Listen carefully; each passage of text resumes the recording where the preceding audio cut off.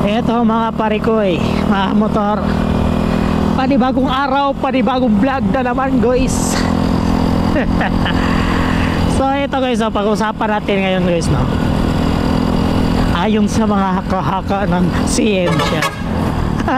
So ito guys, so, na-intriga lang ako dito, no, kasi sa pangalang dito tayo guys sa may Rosie guys, no, Rosie na motor, no. Kasi sa pangalang Rosie, sabi nila sirain, iyakin na motor, ano daw, mabagal, ayan o. Tapos yung speedometer niya, ano daw, iba daw sa branded, kasi speedometer daw ng Rosie is advanced. No.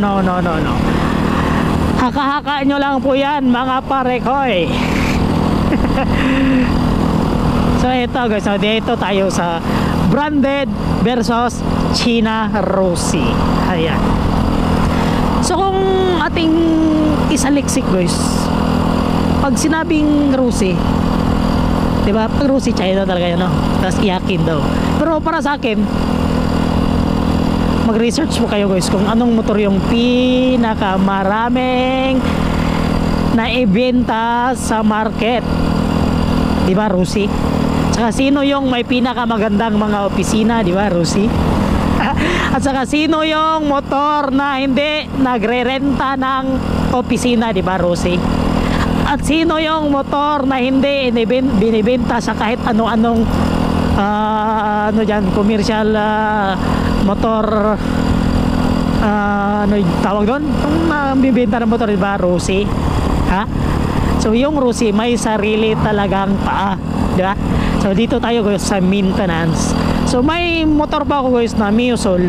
Ito, yung udo niya is 27,717. Ayan o. At saka model nito is 2016. Ayan, so ilang taon na to? Mag 8 years na din. 8 years na. 8 years ngayong August itong motor ko. So may motor din po ako guys na 2017 model na Swiss Mono Rosie 110. Diba, kita nyo ito? Ayun o. So i-compare natin sila guys, no? 2017 yun, so mas matanda ito ng 1 year.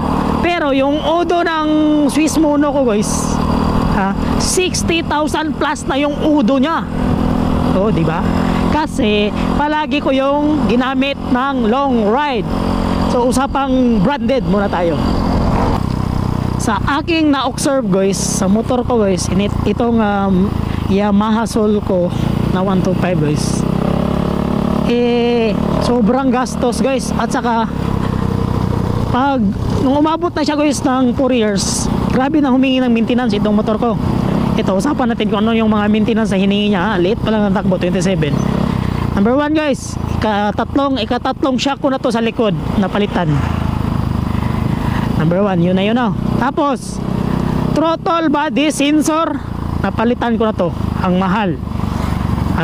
Tapos nakailang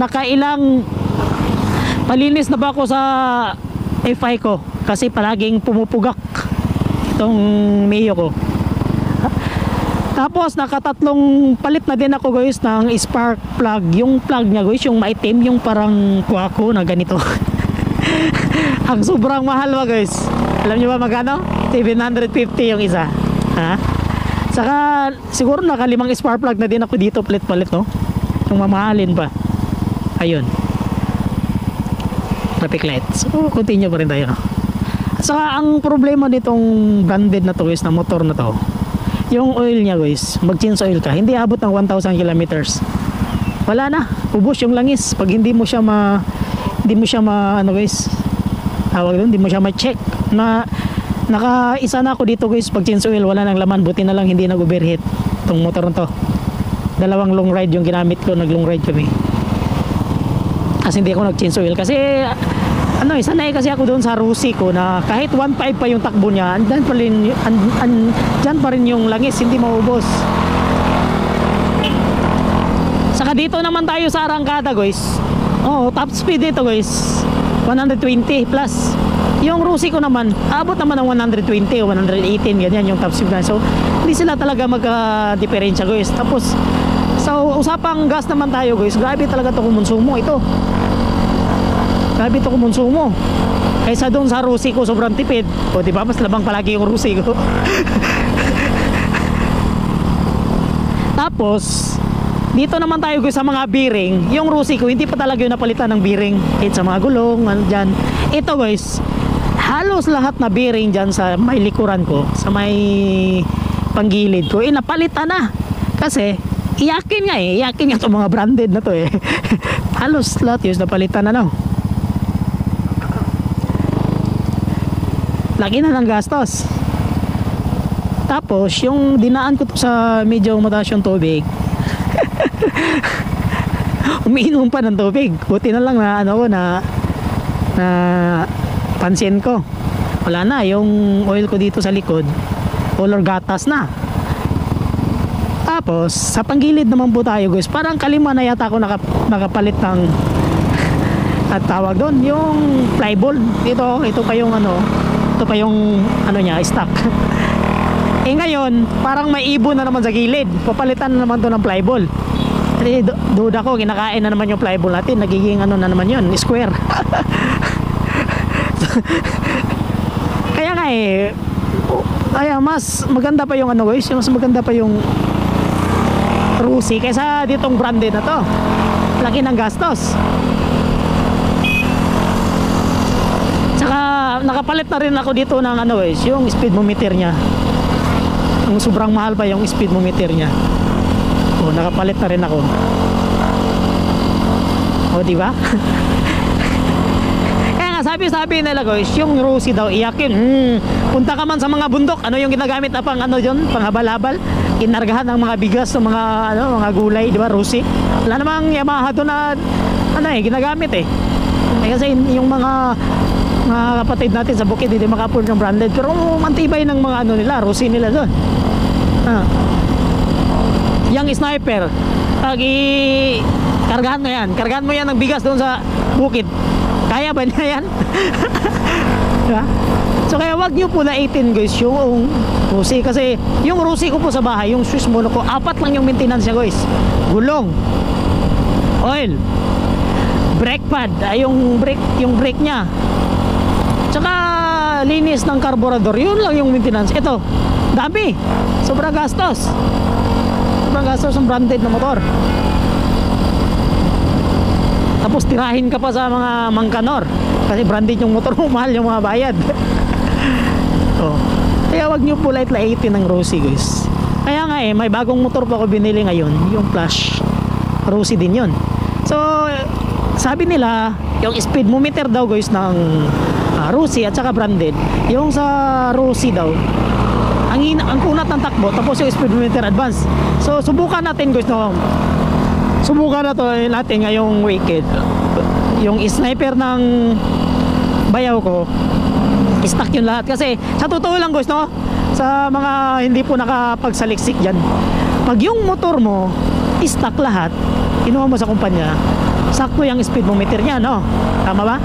Pero pag yung motor mo pinalitan mo yan ng rear sprocket or engine sprocket, mag-iba talaga yung speedometer nya. May advance, may late, kasi yung sensor niya nandyan sa gilid sa may kadena.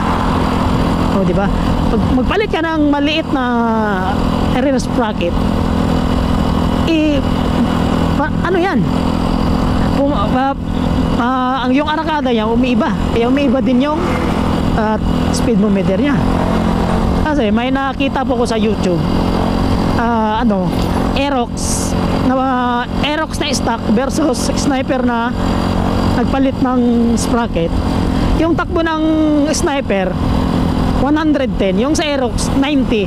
Pero lang sila, tawag doon, pantay lang sila. Pero yung sa sniper 110 na. Diba? Mas iyakin yung mga motor ninyo na branded. So din natin yan guys. Kailangan talaga na malaman natin kung ano yung haka-haka, so ngayong weekend try natin yung stock ko na Flash hasta yung sniper na stock. Tapos tingnan natin kung magkaiba ba talaga yung speedometer nila, para mawala na yung mga haka-haka dyan sa mga nang lalait sa motor na Rusi natin. Ayan. Pero para sa akin, mas okay talaga yung Rusi. Kasi maliit lang yung maintenance, tipid, saka depende din yan sa owner. O, di ba? Eto, motor na to. Itong motor ko na Mio na to, kailangan naman to ng pera kasi panggilid yung sira eh. Pag starting parang may ibon, yan. So duda ko sira na naman itong mga flyball nito. Ang mahal pa naman ng flyball, yung branded talaga na flyball 1,000 plus, depende sa grams. Ay nako.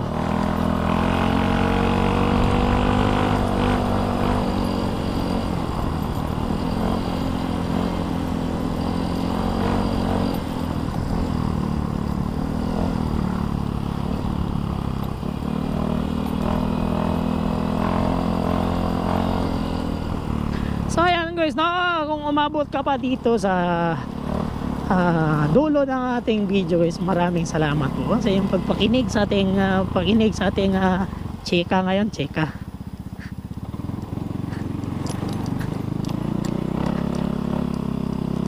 So ang lahat po na ito guys is content lamang po guys, pero ang lahat po ang sinasabi natin guys is totoo po yan, kasi nasubukan ko na po yan lahat guys, no? Kasi may branded pong motor and then may Rusi din po akong motor, saka may sniper po din yung bayaw ko. Nakikita ko po din dyan sa kanya yung mga maintenance, saka yung ano ko guys, yung Rusi ko guys na Swiss Mono 60,000 plus odometer. Hanggang ngayon di pa ako nakapagpalit ng sprocket, stock pa yung lahat. Yung sprocket natin is 16